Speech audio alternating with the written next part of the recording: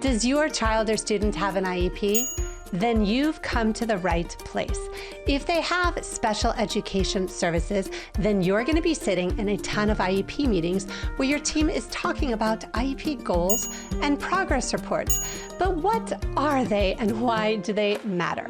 Inside this video, I'm going to talk to you about what an IEP progress report looks like, where to find them inside your child's or student's IEP, and how to read and write them so you can advocate like a pro.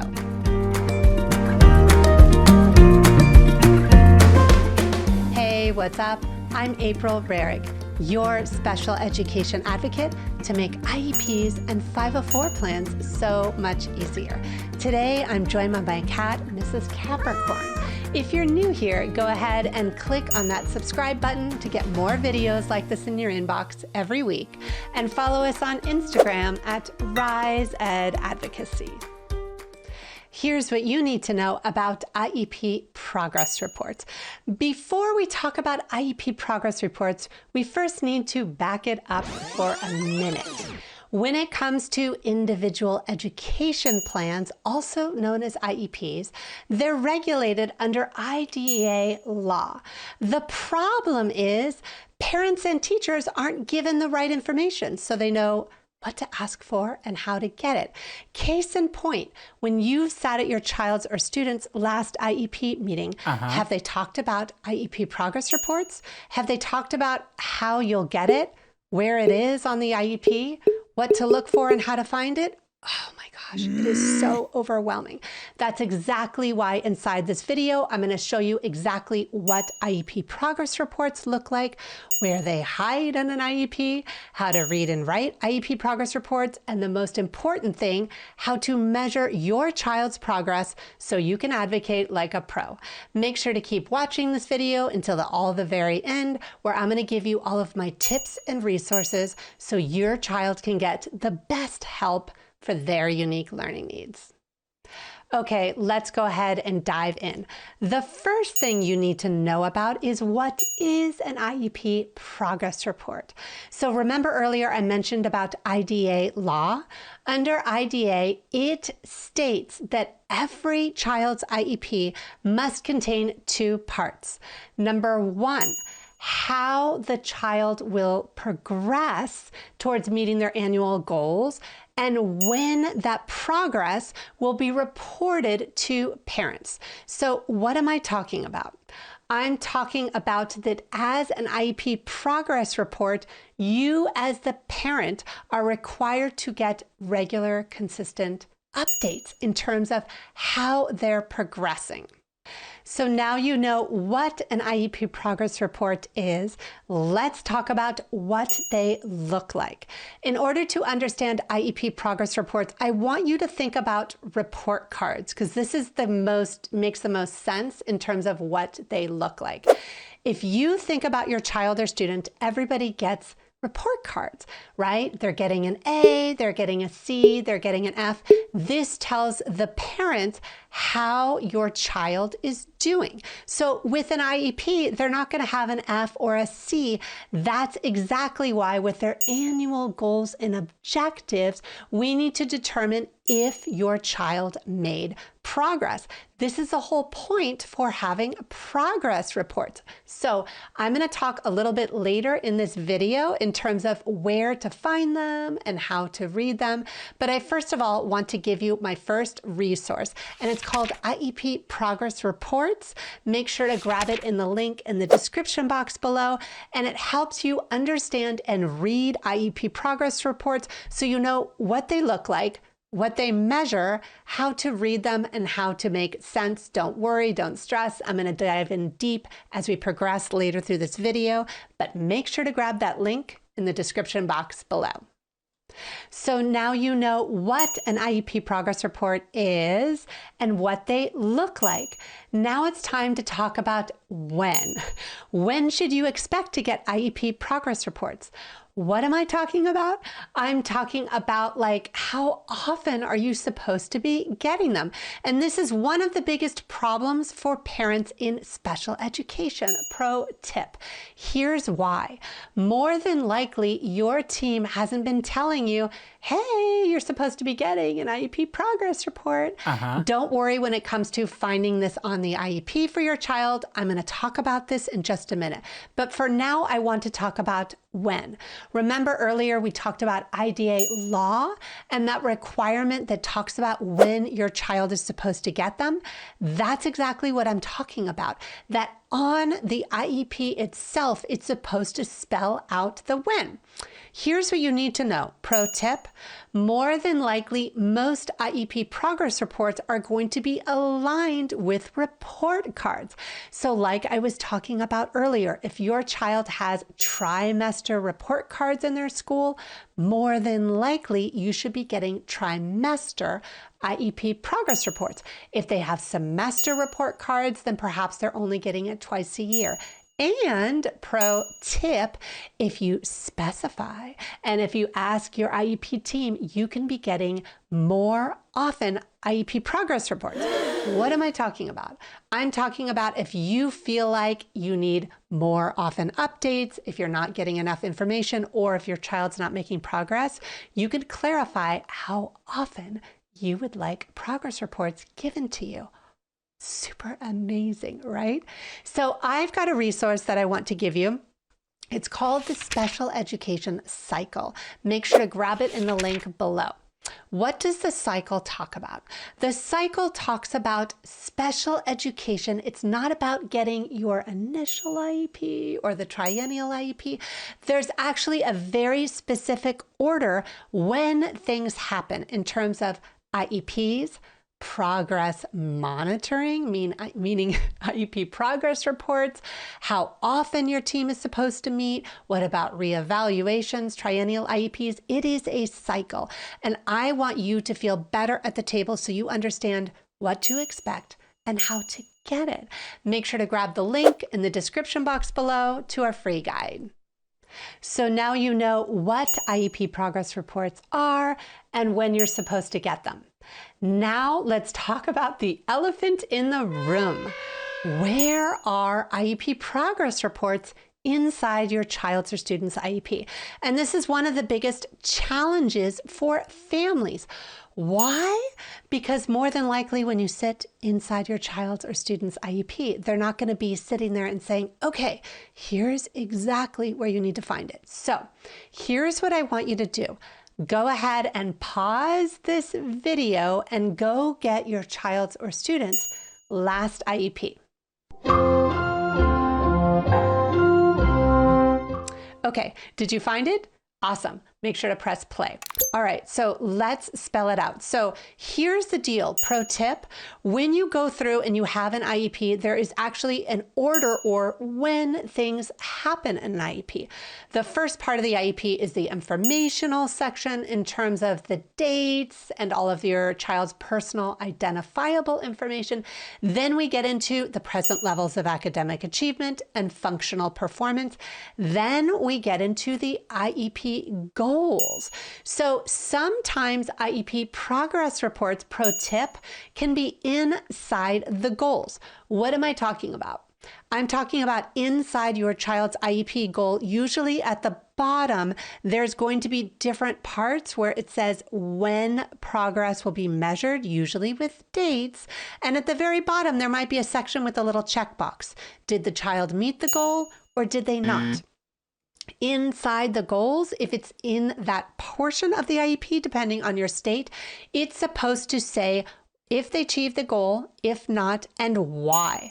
What am I saying? I'm saying that it needs to be clear, specific, and relevant, not just yes or no.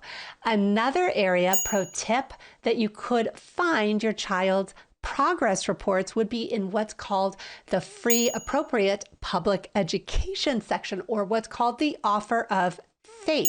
This tends to be more at the end of the IEP because they're talking about placement. So usually in this section where you're going to find it, it will say, okay, when is your child going to be receiving IEP progress reports and how often? And generally, pro tip, there should be boxes checked below this section to give you, the parent, the information of when to expect this information. Did you know that? that. So here's the deal. Like I mentioned earlier, pro tip, you as parents are supposed to be getting IEP progress reports throughout the year.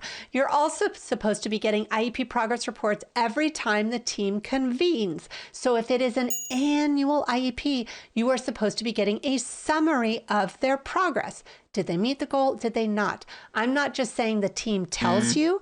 I'm talking about an actual paper or progress report itself, depending on your state. Super awesome information.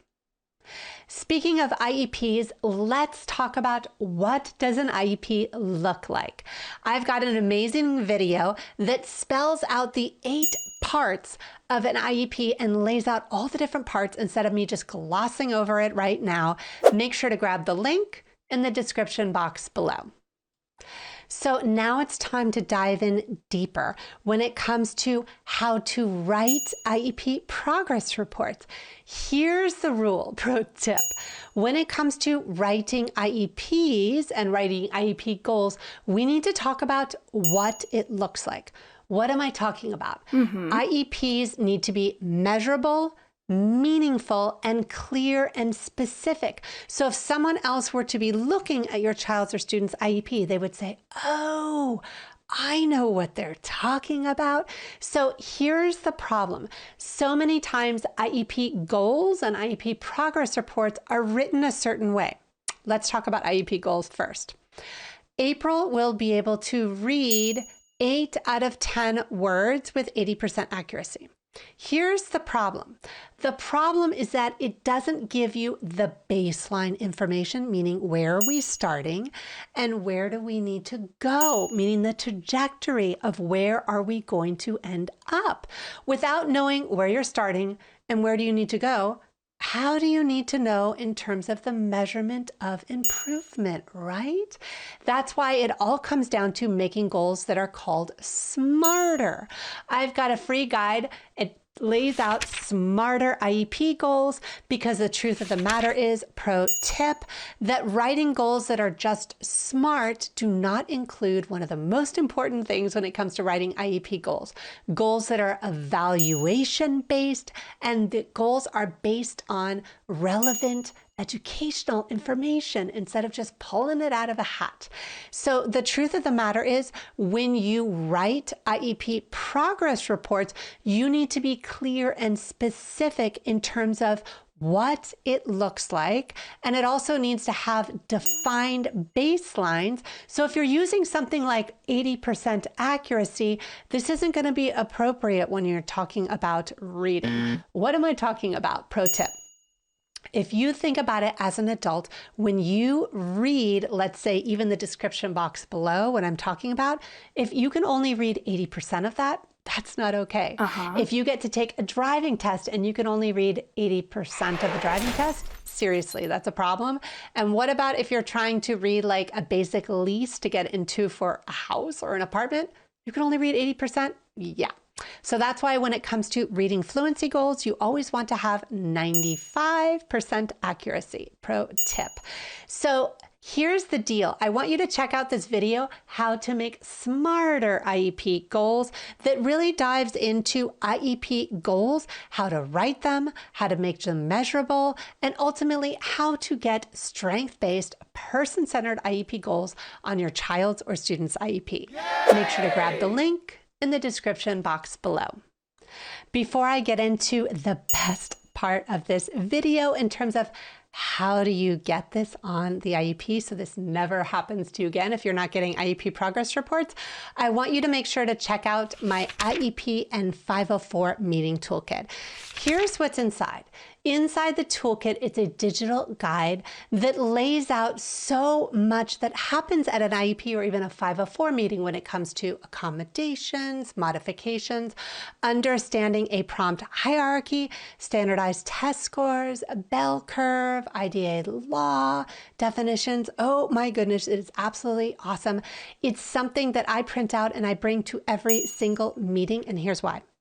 When I bring the toolkit and I bring something in writing, if there is a dispute and if the team's like, oh, that's not true, like we don't believe, we're not on the same page, I pull this out and it totally changes the perspective and gets things to actually happen. Make sure to grab the link to our cool toolkit in the description box below. Okay, so now it's time to talk about the 4 questions. Make sure to write this down. These are questions that you want to ask your team at every single one of your child's IEP meetings. And pro tip, if you're a teacher or provider, this is something you should clarify with the parents as well. Number 1, ask your team, how will progress be measured? What am I talking about? I'm talking about you asking the team, how will this be operationally defined?